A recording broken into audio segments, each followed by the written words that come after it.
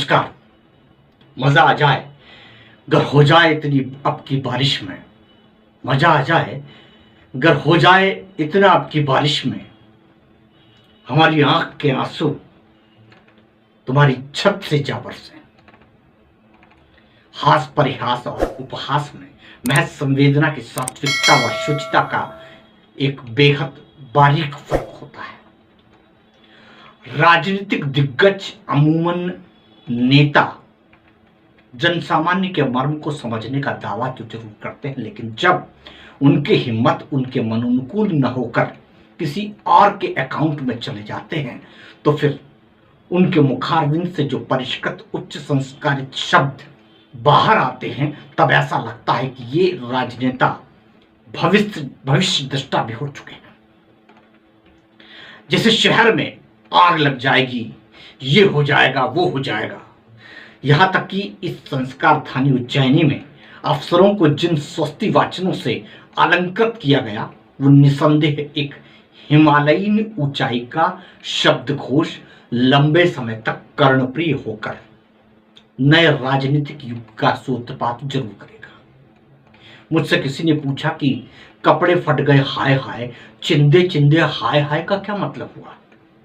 मैंने उनसे कहा कि ये उनकी सरकार का अपना मसला है, यही गरीबों की चिंता है। बीजेपी एक ऐसी पार्टी बन गई है जो विरोधियों के कपड़े फटने पर भी अपनी संवेदना जाहिर करने से रोक नहीं पाती, क्योंकि ये बात केंद्रीय कपड़ा मंत्री पीयूष गोयल तक पहुंचाई जा रही है कि कपड़े फट गए हाय हाय, चिंदे चिंदे हाय हाय। कपड़े का इंतजाम होगा और निश्चित होगा। सेंट्रल से कपड़े आएंगे, कपड़े की थान आएगी और नवीन वस्त्राभूषणों से विपक्ष को सुसज्जित किया जाएगा। मुझे प्यार करने वाले लोग कहते हैं कि आप क्यों इतना सच बोलकर सबको नाराज करते हो। समझ में नहीं आता कि आत्मा की सुनूं कि जैसा चल रहा है वैसा चलने दो। बहुत सारे विषय हैं जिन पर मैं आपसे चर्चा करना चाहता हूं, लेकिन आज सिर्फ राजनीति पर ही बात करते हैं। बात उज्जैन से ही मध्य प्रदेश की राजनीति तक की। कंकर कंकर मेरा शंकर, कंकर कंकर मेरा शंकर, मैं शिप्रा नाम की जननी हूं। हां मैं उज्जैनी हूं, हां मैं उज्जैनी हूं। इसी उज्जैनी से कई बार कई तरह की राजनीतिक सफर का उद्घोष हुआ। इस बार कुछ नए तरह का एहसास हुआ है। पहला तो यह कि लोग उज्जैन से प्रदेश में बदलाव की बात कर रहे हैं। शिव की नगरी से शिव के राज तक की कुछ नई तरह की अटकलें अब फिर से शुरू हो गई हैं। लगभग आधे वर्ष के बाद जो विधानसभा के चुनाव होने वाले हैं या होने हैं, उनमें बीजेपी अपना नेतृत्व का चेहरा परिवर्तन कर देगी, ऐसा कहा जा रहा है। और वैसे माना भी जा रहा है कि शिवराज इन राजनीतिक कयासों के बीच खुद को भी कंफर्टेबल नहीं मान रहे हैं। ऐसे में अगले चुनाव में सिंधिया के नाम की क्या मुहर लग सकती है। एक चेहरा तो बीजेपी आगे रखकर चुनाव लड़ती ही है।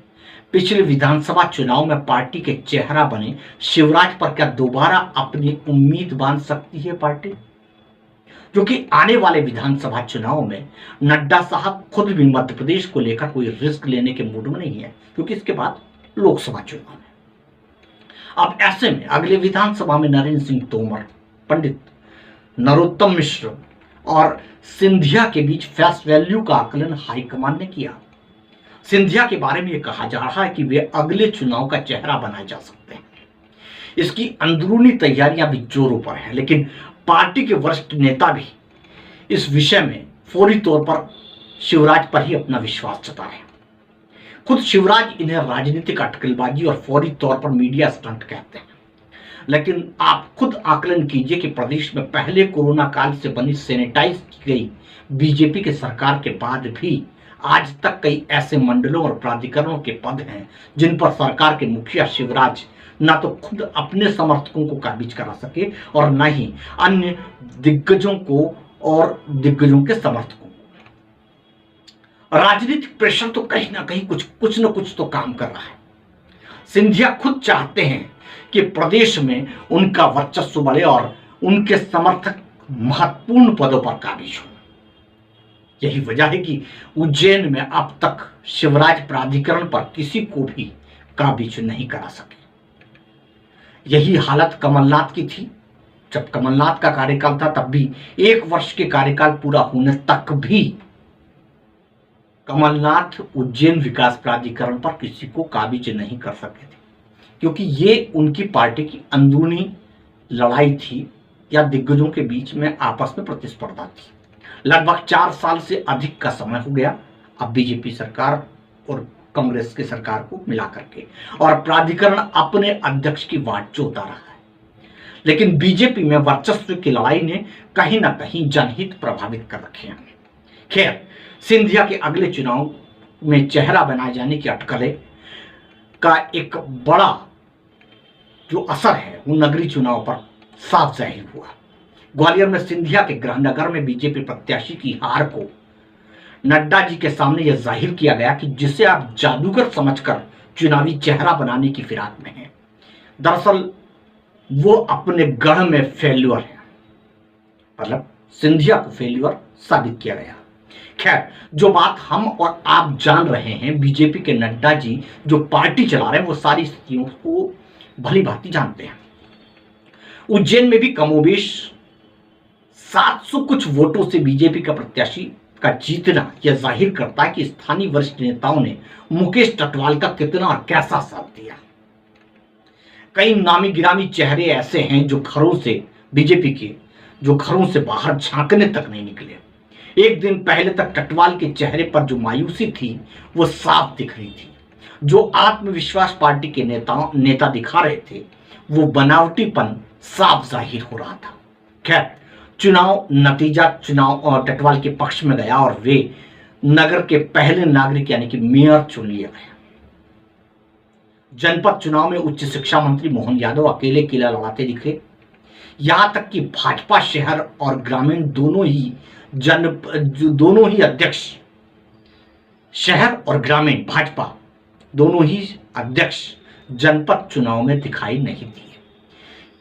यहां सीन कुछ बदला सा दिखा। जनपद अध्यक्ष के चुनाव में मंत्री मोहन यादव का साथ देने पहुंचे राजेंद्र भारती। सीन देखिएगा, भारती यानी कि सिंधिया समर्थक जनपद पंचायत के अध्यक्ष निर्वाचन के दौरान धरने पर बैठने से लेकर उठने तक भारती और मंत्री यादव जी के बीच की अंडरस्टैंडिंग देखने लायक थी। मैं वॉच कर रहा था, लगा कि यहां से कुछ बदल रहा है प्रदेश का। यह सीन प्रदेश के लीडरशिप को भी इंडिकेट कर रहा था। ऐसा लगा कि उमा भारती के बाद जो सीन शिवराज के लिए बदला था, शायद अब सिंधिया के लिए जमीन तैयार की जा रही है। अब प्रदेश मुखिया शिवराज नगर निगम शपथ विधि को लेकर उज्जैन आ रहे हैं। आने वाले समय कुछ दिनों के बाद आ रहे हैं, देख दो दिन में। उसी के आसपास निगम सभापति का चुनाव भी होना है।